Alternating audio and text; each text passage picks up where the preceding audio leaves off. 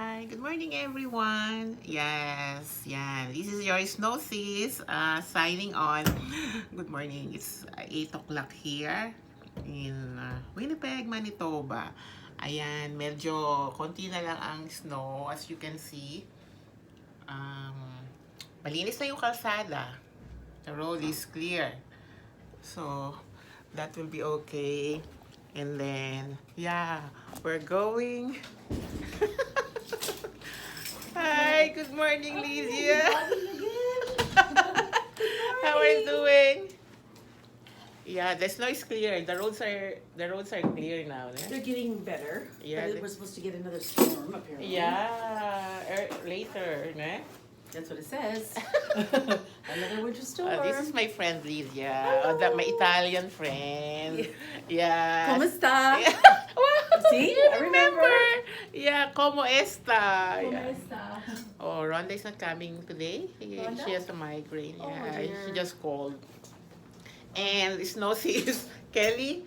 Kelly, she's detouring. According to her, there's an emergent accident along the way, so she might be late.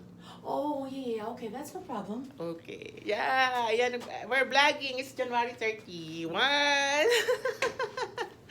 Yeah.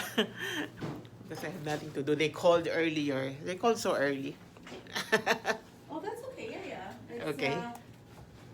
Yeah. ready to It's go. Monday. Where I live, Oh, there's also an accident there? No. Okay, so there's no more snow on the road. Almost, because later we will be having snowstorm. Yeah. Later it will be windy. So hi and regards to